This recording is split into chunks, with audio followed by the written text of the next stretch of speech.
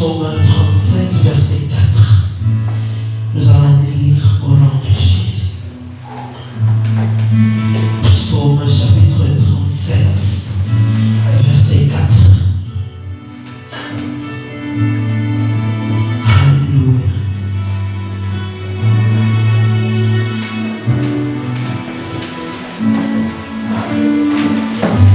Alléluia. Merci Saint-Esprit. Merci Saint-Esprit. Merci de nous rendre sensibles dans ta présence. Merci de nous rendre sensibles, Seigneur, à l'écoute de ta force. Alléluia. Merci Saint-Esprit. Nous lisons Psaume chapitre, je demande au frère Jérémie de lire Psaume 37, verset 4.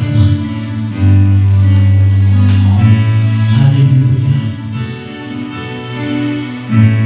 Rapidement, s'il vous plaît. Il y a la Bible ici. Alléluia.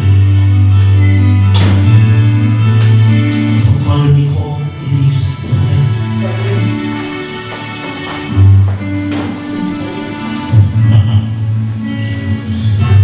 Plus fort.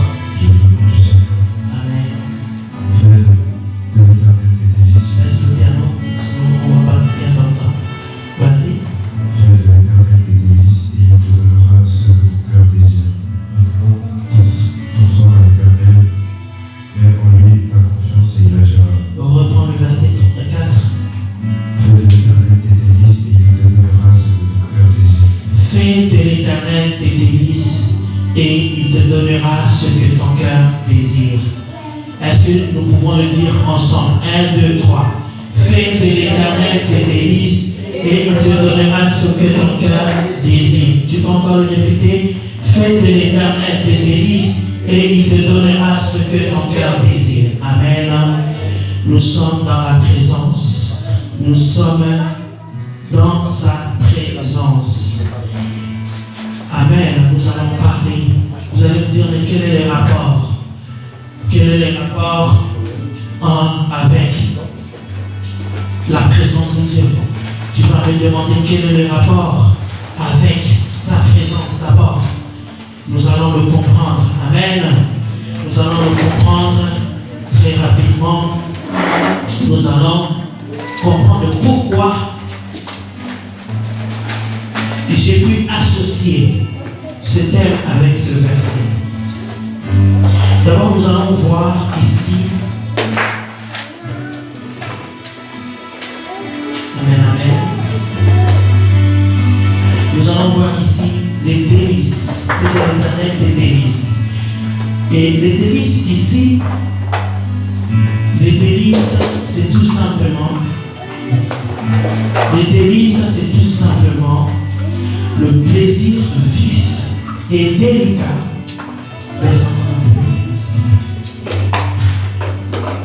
Le plaisir vif et délicat. Amen. C'est la signification simple que j'ai trouvée du mot délice. Les délices, c'est un plaisir vif et délicat. Vif, c'est quoi? C'est vif, ça veut dire que c'est intense. C'est un plaisir intense. Et délicat, pourquoi? Parce que ça peut t'emmener même hors de toi.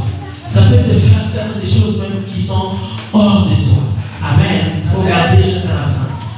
Nicole, il faut garder jusqu'à la fin. On n'a pas fini la prédication. Amen, amen. Amen, amen. Nous restons dans la présence. J'aimerais que nous soyons concentrés. Amen. Restons concentrés et suivons la prédication. Amen. Je reprends pour ceux qui écrivent. Les délices, c'est un plaisir vif et délicat. Et nous voyons ici, fais de l'Éternel tes délices et il te donnera ce que ton cœur désire. Ce que ton cœur désire, c'est lorsque tu vas être dans les délices de Dieu. Et ce que tu vas désirer, le Seigneur va permettre que tu puisses le recevoir. Et j'ai voulu, je partage un peu ces mots pour que nous puissions nous comprendre. Si nous devons partager les mots. Désir, je reviens aussi sur le désir. Le désir, c'est une tendance qui porte à vouloir obtenir un objet. Une tendance qui porte à vouloir obtenir un objet connu ou imaginé. Je reprends. Une tendance qui porte à vouloir obtenir un objet connu ou imaginé. Le désir, c'est pas seulement, on ne parle pas du désir, pas seulement au niveau sexuel. C'est aussi quand on désire tellement une chose, on veut tellement avoir quelque chose que c'est intense en fait. C'est un plaisir qui va venir, qui va être intense pour que nous puissions peut-être tout faire pour obtenir cette chose-là. Amen. Et lorsque tu obtiens, lorsque nous parlons de sa présence d'abord, c'est parce que quand tu obtiens la présence de Dieu, c'est après que tu obtiens. C'est dans la présence de Dieu que tu obtiens ce que tu recherches. Alléluia. Est-ce que quelqu'un me comprend? J'aimerais vraiment que nous puissions suivre. Si je vais trop vite, dites-le-moi. Amen. Il faut que tout le monde puisse comprendre. Je reprends un peu. Fais de l'Éternel tes délices et il te donnera ce que ton cœur désire. Et j'explique ceci. Les délices, c'est un plaisir que le Seigneur doit rencontrer, que toi aussi que tu dois rencontrer. Donc c'est deux personnes qui ont besoin de vivre une délice. Le Seigneur a besoin de voir ce délice en toi, mais il a aussi besoin que toi aussi, que tu puisses jouir de ces délices à lui, qui est sa présence. Est-ce que quelqu'un me suit? Les délices de l'Éternel que toi, tu as besoin, c'est sa présence. Et lui, il a aussi besoin de se réjouir de tes délices. Parce que toi aussi, tu dois faire de l'Éternel tes délices. Tu dois faire de l'Éternel ton plaisir. Tu dois faire de l'Éternel ta priorité. Tu dois faire de l'Éternel ta joie et ta force. Alléluia. Lorsque la présence de Dieu devient pour toi ton plaisir, c'est derrière ça que lui aussi se réjouit de toi. Je ne sais pas si vous me comprenez. Donc, c'est un peu donnant-donnant. C'est donnant-donnant. Il attend que tu te réjouisses dans sa présence pour que toi tu puisses obtenir ce que tu as besoin à travers les délices que tu lui donnes. Est-ce que nous comprenons? Tu dois d'abord faire de l'Éternel tes délices. Il doit voir que non, vraiment ma fille-là, elle aime trop ma présence. C'est ça que ça veut dire. Ça veut dire que mon fils-là aime trop ma présence. C'est ça, faire de l'Éternel tes délices. Le délice, c'est un plaisir vif, un plaisir délicat, intense. Lorsque tu commences à faire de l'Éternel un plaisir pour toi, pas une flemme, pas une corvée, être dans la présence de Dieu, on te dit que c'est l'heure, le rendez-vous avec le Seigneur, ça, tu es lourd, c'est dur pour toi. Ça devient compliqué pour toi. Tu n'as pas encore rentré dans les délices que le Seigneur attend. Alléluia. Tu n'es pas encore rentré dans les délices que le Seigneur attend.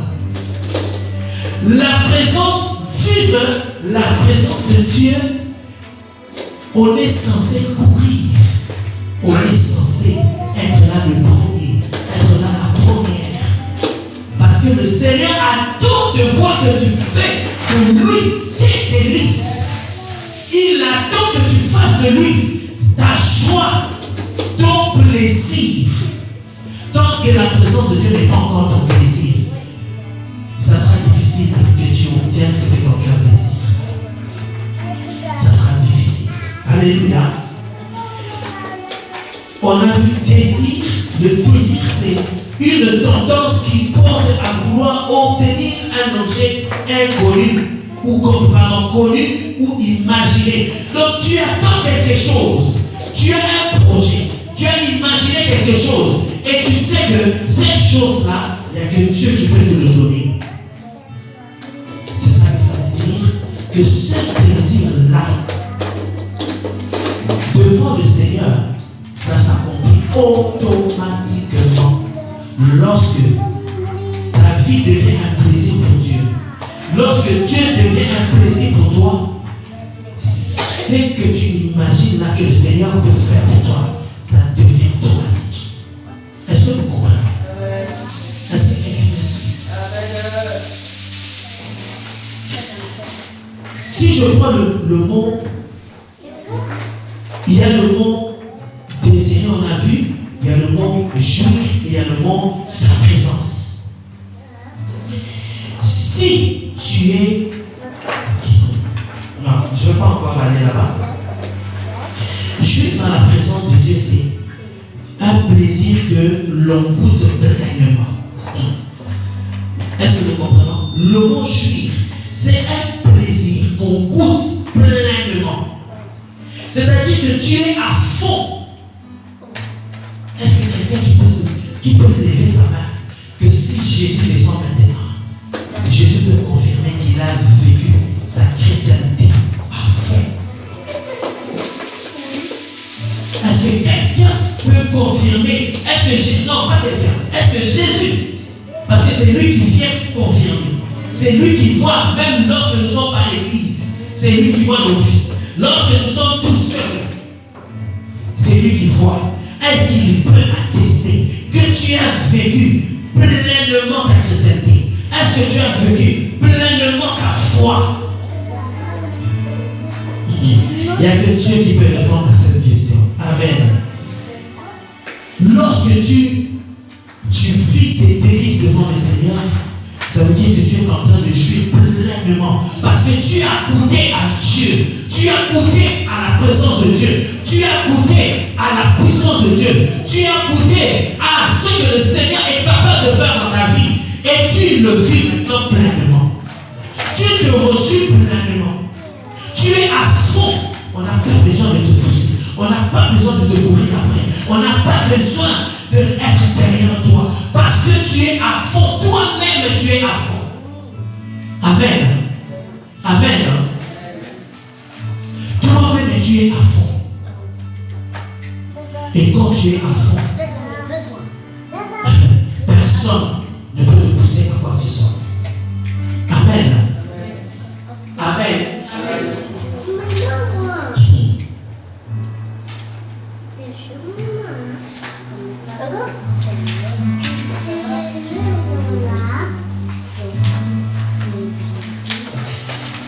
Deuxième signification de réjouissance que j'ai notée ici, action de servir, de se servir d'une chose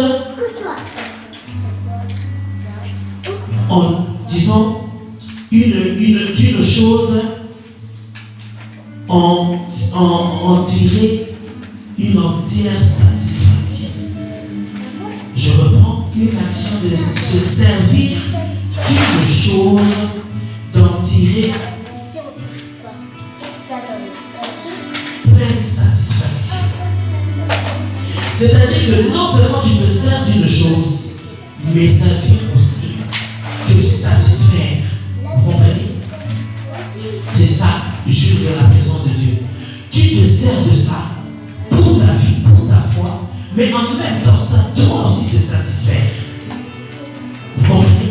Quand la présence de Dieu ne te satisfait pas, il y a un problème.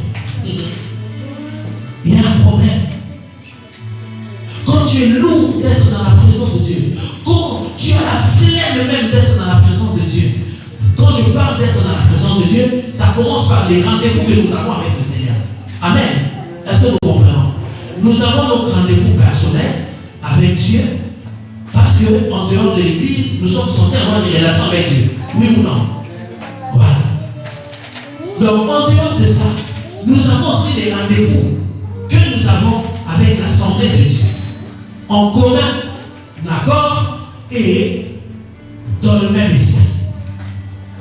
Ces rendez-vous-là, qu'on le veuille ou pas, le Seigneur les considère aussi. Amen.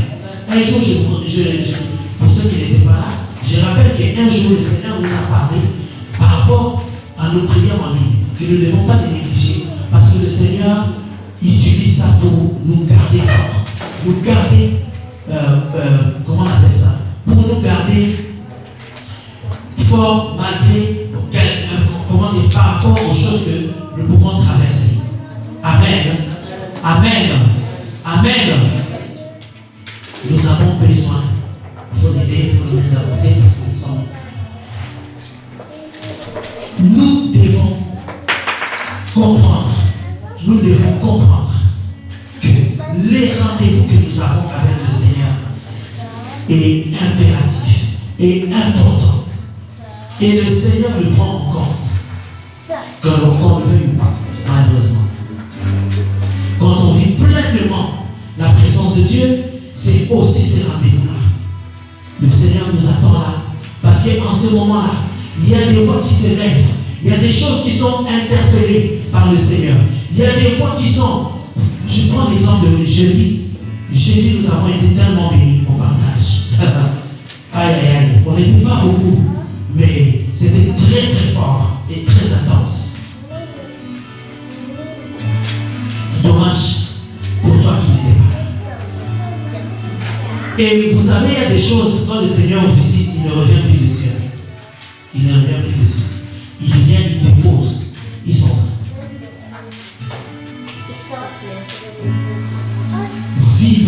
Vivre pleinement. C'est la présence de Dieu. Vivre pleinement la joie de l'Éternel. Ça t'emmène à faire des choses pour le Seigneur. Que le Seigneur va se plaire. Et lui en retour, qui reviendra faire ce que ton cœur désire. J'avance rapidement parce que l'heure est avancée. Et j'aimerais prendre un exemple. Une personne qui doit être, là je parle avec vous, vous pouvez me répondre. Une personne qui doit être exécutée, que par exemple, comme on voit dans les films dans le temps, il y avait une assise, une assemblée, n'est-ce pas? Et il devait décider pour qu'une personne soit exécutée. Bien qu'aux États-Unis, il y a encore la peine de mort, n'est-ce pas? Mais est-ce que vous savez que pendant la peine de mort, les personnes sont là, en train de regarder comment la personne se fait tuer? Mais il y a aussi, surtout, la personne qui a pris la décision. Amen. Surtout la personne qui a pris la décision.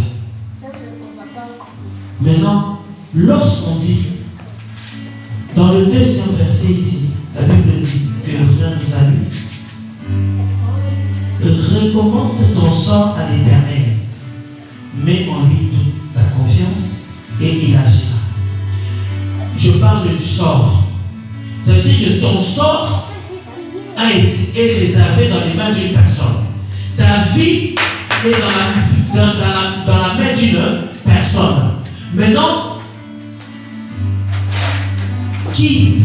lorsque la personne qui doit être exécutée, admettons que c'est toi, n'est-ce pas? Tu es là enterré ici. On dit que tu dois être exécuté. Jérémie vient, tu nous montres, mets-toi à genoux ici. On dit que tu vas être exécuté. Mais il faut regarder le peuple. Voilà. Mets-toi à genoux. Maintenant, qui tu dois convaincre pour que tu puisses être épargné? Qui tu dois convaincre pour ton sort? Pour toi, c'est qui? Et le juge, c'est qui? Bon, admettons que c'est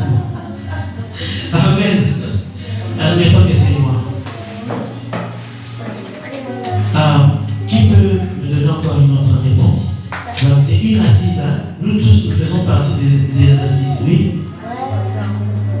Pardon? Pardon? C'est lui qui a pris la décision. Et tu parles de la même chose que lui. C'est lui qui prend les décisions pour nous écouter. Le juge et le jury. Le juge et le jury. Pardon? Le juge, tu l'as pris selon le jury, selon l'assise. Non, le jury, quelqu'un pour le décider. Et c'est qui décide? C'est le juge. Donc ça veut dire que ton sort est entre les mains du juge. Mais ça peut être aussi entre les mains du jury. Parce que le jury peut convaincre aussi, n'est-ce pas? Peut convaincre aussi le juge. Non? Vous n'êtes pas d'accord? Le juge peut aussi convaincre. Le jury peut aussi convaincre le juge, n'est-ce pas? Mais la décision finale revient au juge. Donc, admettons que vous faites le travail du jury. Maintenant, Jérémie, tu dois convaincre. Convaincre. Tu dois convaincre le jury. Tu vas faire quoi? Hein? Non, là, tu parles avec intelligence. Parce que tu n'es pas vraiment en train d'être exécuté. Parce que si tu dois vraiment te faire exécuter, tu ne vas pas parler avec des Français, des logiques. Tu vois? Hein? Ah. Merci, tu peux t'élever. On vient avec des supplications. Mais la personne que tu dois recommander ton sort, c'est la personne qui prend la décision. Même les jurys doivent convaincre la personne qui doit prendre la décision. C'est ça. Recommande ton sort. Donc des fois, on se retrouve dans des situations où notre sort, dans le monde des ténèbres, ils ont déjà arrêté que c'est fini pour toi. N'est-ce pas? Le diable a déjà décrété que toi, c'est fini pour toi. Tu ne vas rien réussir, tu ne vas rien faire. Des fois même, c'est ta famille. Des fois même, c'est ton travail. Des fois même, je ne sais pas. Ils ont déjà décidé que tu ne vas pas réussir. Tu ne vas pas avancer. Tu ne vas rien faire de bon. Mais le problème, c'est quoi? Quand tu ne restes pas sur les jurys. Alléluia. Souvent, on se bloque au niveau du jury. On oublie qu'il y a quand même un juge qui est là, qui doit décider pour notre sort. Il y a quand même un juge qui est là, qui peut changer notre sort. Alléluia. Je prends la situation différemment. En parlant de Dieu. Dieu a décidé qu'une âme va en enfer. Que cette personne va aller en enfer. Qu'est-ce qui se passe à ce moment? Amen. Amen. Est-ce que vous nous suivez? Qui peut changer la décision de Dieu? Hein? Qui peut changer la décision de Dieu? Les intercesseurs. Pardon? Les intercesseurs. Les intercesseurs. Mais encore, Dieu a décidé que toi, tu vas en enfer. Ah, C'est fini, hein? Pourquoi?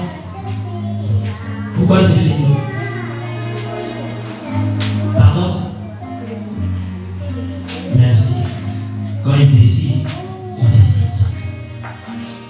Mais c'est pas faux, c'est que le frère Jonathan sait. Les intercesseurs peuvent aussi s'élever. Des personnes qui sont violentes. Ah oui, moi aussi je pensais que c'est fini, c'est fini. Mais juste au dernier souffle, si l'intercesseur se lève, touche le cœur de Dieu, le Seigneur peut changer le sort de la personne. C'est ça qu'on a vu le jeudi. Amen. Le Seigneur est capable. Pourquoi Ésaïe s'était levé pour prier pour le peuple d'Israël? d'Israël. Nous étions dans Ésaïe 54. Et Ésaïe s'était levé pour plaider la cause du peuple. Que Dieu avait déjà décidé que c'est fini pour eux, ils vont mourir. Et le Seigneur a fait grâce. Si vous lisez le chapitre 64 d'Ésaïe, vous verrez que le Seigneur a fait grâce. Parce qu'il y avait quelqu'un qui s'était levé. Lorsque le Seigneur envoie des personnes pour t'emmener dans la présence de Dieu, ne néglige pas ça. Alléluia. Ne néglige pas ça. Tu ne sais pas le travail de l'intercession que cette personne est en train de faire pour ta vie. Tu ne le sais pas. Parce que nous avons besoin que le Seigneur nous donne ce que nous avons besoin dans notre vie. Qu'il nous accorde cette grâce. Qu'il accomplisse les désirs de notre cœur. Et qu'il change nos sorts. Parce qu'il y a des sorts qui sont sur nous.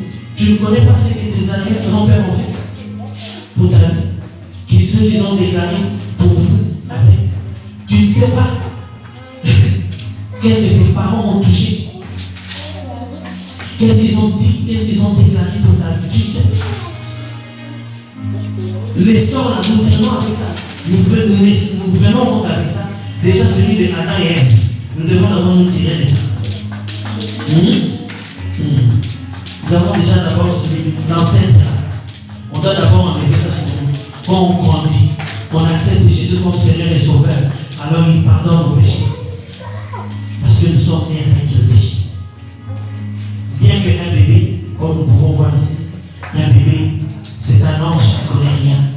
Mais une fois qu'on commence à connaître le bien et le mal, un enfant qui connaît le bien et le mal, s'il n'est pas mis tout de suite dans l'œuvre de Dieu ou dans les services de Dieu, cet enfant, le diable peut l'emmener à vivre les sorts qu'ont laissé les pères et les grands-pères et les arrière-arrière. Il faut sortir d'abord les enfants de là et ensuite les donner un bon chemin pour qu'ils puissent ne pas vivre les sorts que nous avons trouvés sur terre. Ça, c'était entre parenthèses. Amen. Je vais chuter dans d'abord sa présence. Si tu es chez toi, tu dois arriver à obtenir la présence de Dieu. Mais quand tu viens à l'église et que tu n'arrives pas à obtenir la présence de Dieu, c'est un problème. Amen. Je reprends. Si tu es chez toi, tu peux vivre la présence de Dieu. Et que tu viens à l'église, tu ne vis pas la présence de Dieu, il y a un problème. À moins que chez toi aussi, tu ne vis pas la présence de Dieu. À moins que c'est chez toi aussi, quand tu pries, il n'y a rien qui se passe. Tu ne sens pas la présence de Dieu. Tu n'entends pas le Seigneur te parler. Là, il y a un problème. Tu deviens comme, la Bible appelle ça comme une chèvre qu'on peut tirer n'importe où. On l'amène là-bas. Tu deviens comme une chèvre. La parole de Dieu qualifie ça. Une personne comme ça, d'une chèvre. Parce qu'une chèvre, on peut le trimballer, l'influencer, et puis l'emmener n'importe où, n'importe quoi. Mais quelqu'un qui marche avec l'Esprit de Dieu, quelqu'un qui est toujours, avant de faire quoi que ce soit, orienté par la présence de Dieu, ne peut pas être trimballé, ne peut pas être influencé, ne peut pas non plus faire les choses sans la présence de Dieu. Amen, amen. Pour terminer, nous allons lire ces quelques références qui vont nous aider à prier. Qui vont nous aider à prier maintenant. Alléluia. Jouir de la présence de Dieu, c'est avoir du plaisir dans la parole. Comment dire? Avoir du plaisir dans la vérité et avoir du plaisir dans la justice. Donc vous qui écrivez, jouir de la présence de Dieu, c'est avoir du plaisir dans la parole, avoir du plaisir dans la vérité et avoir du plaisir dans la justice de Dieu. Voilà pourquoi, lorsque même les Jésus ont partagé la parole, ça ne doit pas être une freine pour toi. Parce que tu comprends que ça fait partie des temps que tu dois te réjouir dans la présence de Dieu.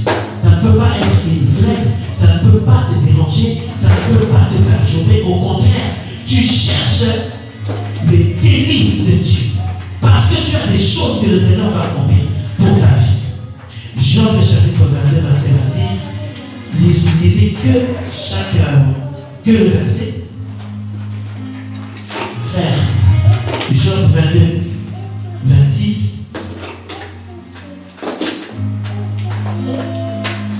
Et rapidement, Jean chapitre 22, verset 26. Oh là là. Quelqu'un ne peut pas prendre le micro pour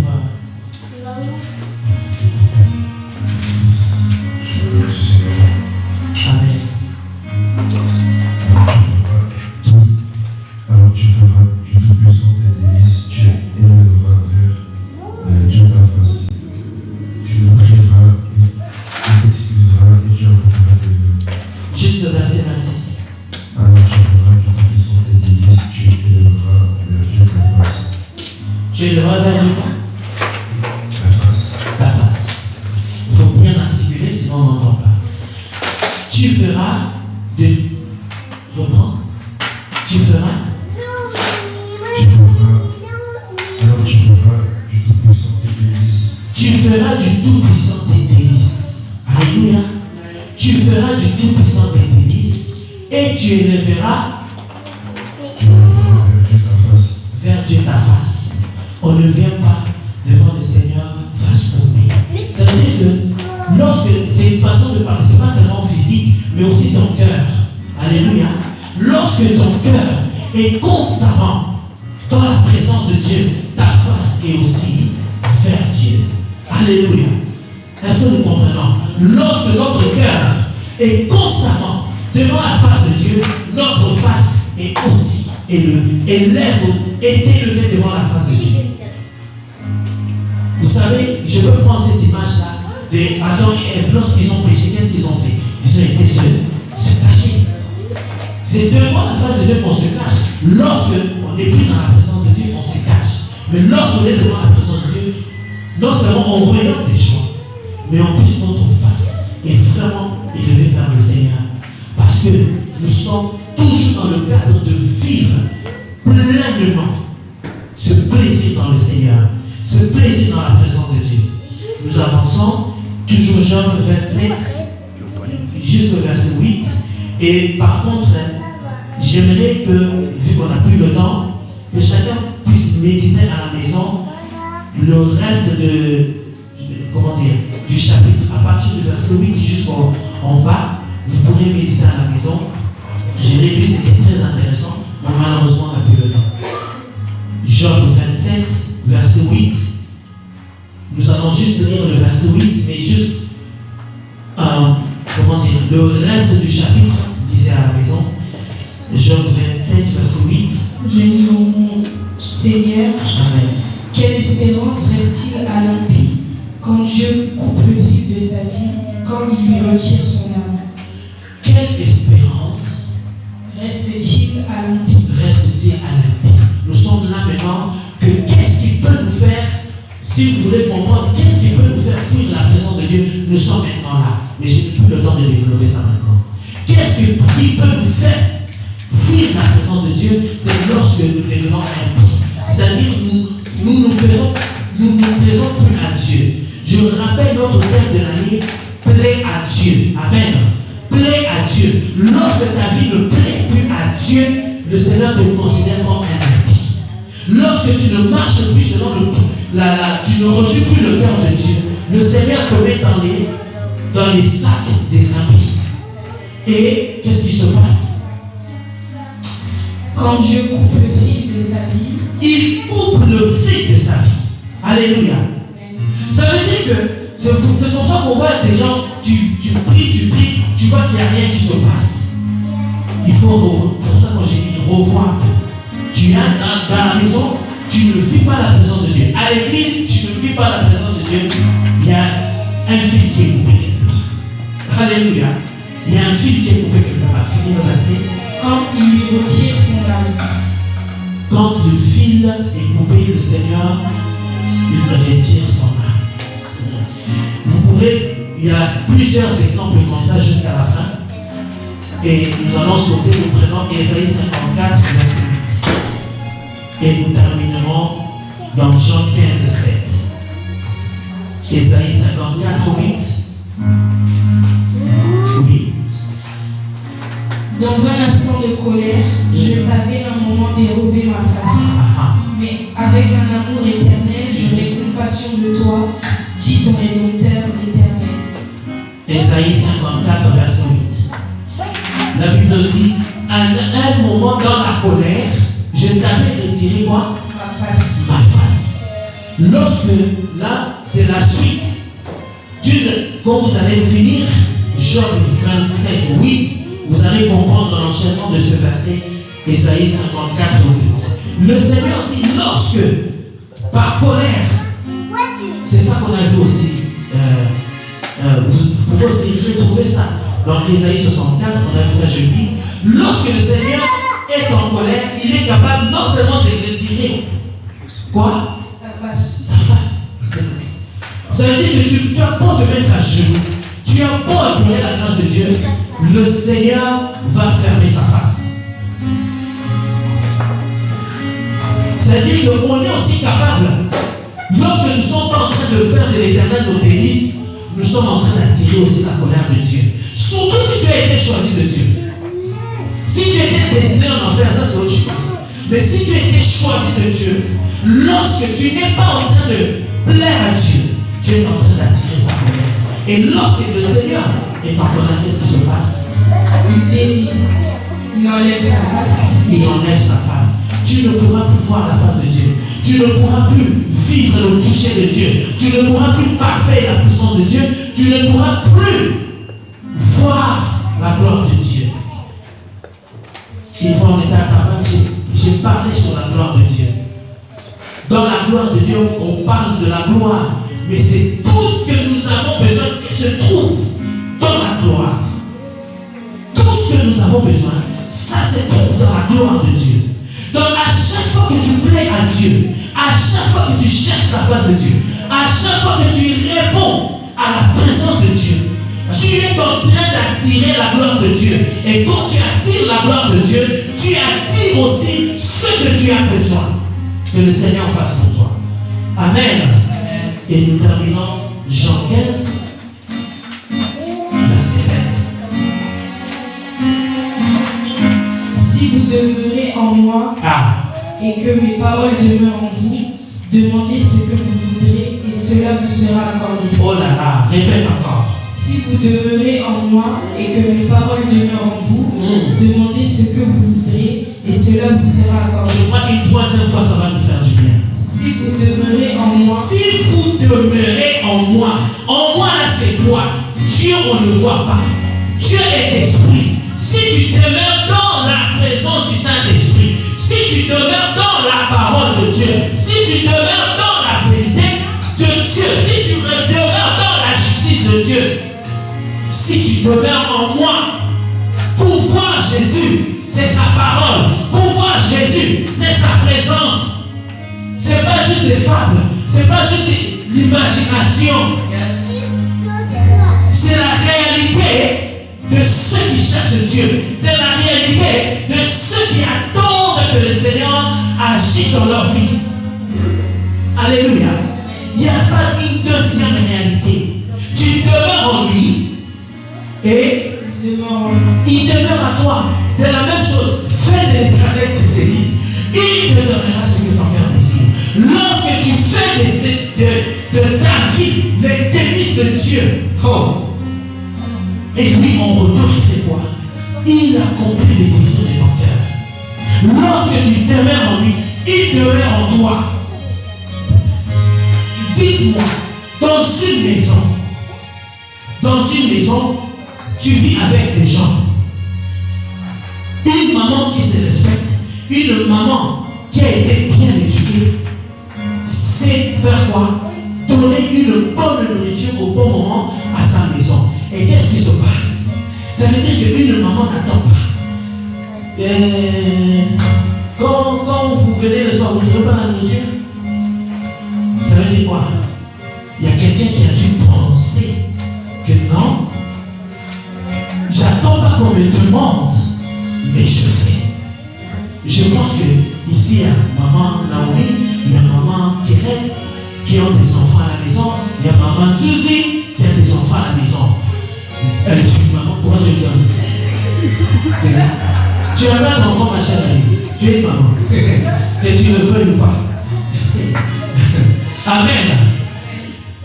Donc, si les enfants viennent demander à manger, comme un frère ici fait souvent, quand il vient demander, ça veut dire que soit ce n'est pas fait, soit c'est qu'il y a là que ça ne lui plaît pas. Alléluia. Mais normalement, on n'attend pas. Qu'est-ce que je veux dire par là? Dieu représente aussi une maman pour nous. Alléluia. Parce qu'il nous nourrit ou pas. Est-ce que Dieu prépare pour nous ou pas? Est-ce qu'il y a des gens spirituels ici? Amen. Est-ce que tu sais que Dieu est aussi une maman? Est-ce que nous le savons? Si tu ne le savais pas, je vais l'apprendre. Dieu joue aussi le rôle d'une maman. Et une maman, c'est automatiquement ce que ses enfants ont besoin. Amen. Amen. Alors tu n'as pas besoin de demander. Lorsque tu demeures, tu es dans la maison. Aujourd'hui, celles-là qui ne sont plus là, je ne sais pas qu'est-ce qu'elles font. Je ne sais pas si elles ont mangé, si elles n'ont pas mangé. C'est le mon problème. Elles ne sont plus là. Alléluia. Mais ceux qui demeurent chez moi, ceux qui sont dans ma maison, lorsqu'ils ont faim, je sais. Amen. Amen. C'est pareil pour Dieu.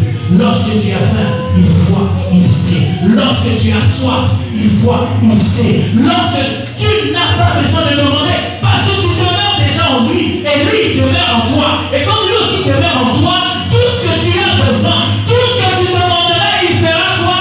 Aïe, aïe, aïe, aïe, aïe. Tout ce que tu demanderas, il l'exaucera. Parce que tu demeures en lui, il demeure en toi. Tu vis en lui, il vit en toi. Il connaît ton cœur, il connaît tes besoins, il connaît ta situation. Oh, quand tu viens dans la présence de Dieu, viens pas lui dire ce qu'il sait déjà. Viens seulement faire l'éternel des délices pour qu'il te donne ce que ton cœur désire. Des fois, je décide, Seigneur, je ne te demande pas. Tu veux que je meure de faim, je vais mourir de faim. Je ne veux pas te demander. Parce que demander à Dieu, c'est comme s'il ne me connaît pas. C'est comme s'il ne voit pas. Est-ce que vous me comprenez? Quand tu viens commencer à demander, c'est comme s'il ne voit pas. C'est pour ça que des fois, je m'en fous, je ne demande pas. C'est comme je disais à un frère hier, au Congo là-bas. Oh maman, est-ce que...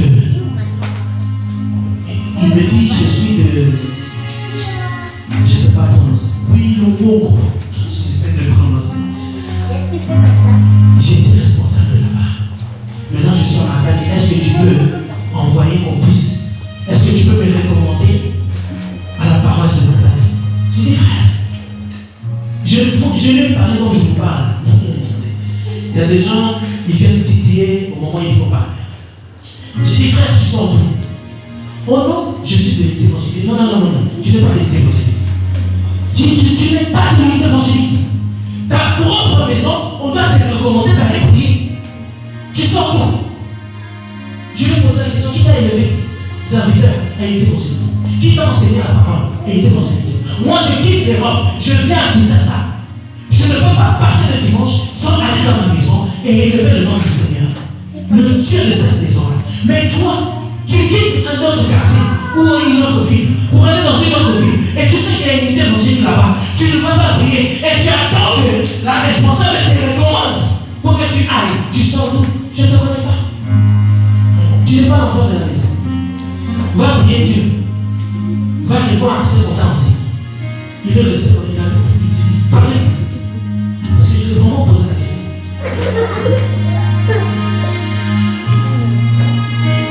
Où tu connais, Dieu te connaît ou Dieu ne te connaît pas. Ou tu es enfant de Dieu ou tu n'es pas enfant de Dieu. Ou tu as une maison ou tu n'as pas de maison. Ou tu es un serviteur ou tu n'es pas un serviteur. Ou tu n'as pas un trait. Alléluia. Et puis on a tiré la colère de Dieu. Je lui ai dit, frère, et puis tu vois, je vais prier le Seigneur, que le Seigneur, j'ai dit pardon. J'ai dit, frère, tu vois moi, le travail que je fais, j'ai tellement de sujets de prière importants. Je cherche tellement des gens qui vont se lever avec moi dans la prière, intercéder, prier pour que Dieu élève cette œuvre-là. Je n'ai pas besoin que quelqu'un vienne me dire ces genres de choses. Donc, il n'y a pas d'autre prière à faire que Dieu te montre que tu dois aller prier dans ta propre maison. Tu n'as pas d'autre prière à faire. Je n'ai pas besoin de ça. Je lui ai dit clair. J'ai dit, je te parle comme ça parce que tu dis que tu es un serviteur. Si tu étais un bébé spirituel, je ne parlerais pas comme ça. Mais quand tu es un serviteur, je te parle cru que je n'ai pas besoin des serviteurs comme toi. Comment on appelle ça? Un bon soldat. Un soldat ne dépose pas ses armes pendant qu'il y a la guerre, tant qu'il y a le combat. Tu ne peux pas déposer tes armes. Tu es quelle sorte de soldat? Ça veut dire qu'on ne pourra pas compter sur toi. Tu restes à la maison. Et puis ça fait un moment que je suis à la maison. Et puis, comme j'ai vu que vous étiez connectés sur Facebook, je suis contacté. Et puis, il est tout fier. J'ai dit, frère, on n'a pas besoin de personnes comme ça. On a besoin de personnes qui savent ce qu'ils font, qui comprennent ce qu'ils font et qui viennent le faire pour le Seigneur. L'œuvre de Dieu a besoin des serviteurs. L'œuvre de Dieu a besoin des personnes qui se lèvent pour réaliser cette œuvre-là, comme nous avons dit. Mais s'il faut commencer à tirer les gens, non. Et surtout, tu te dis serviteur, oh, j'ai été baptisé à ma tête, j'ai été baptisé même, et le papa là-bas, c'est mon grand-père, le papa qui est actuellement. J'ai dit, et puis chez ton grand-père,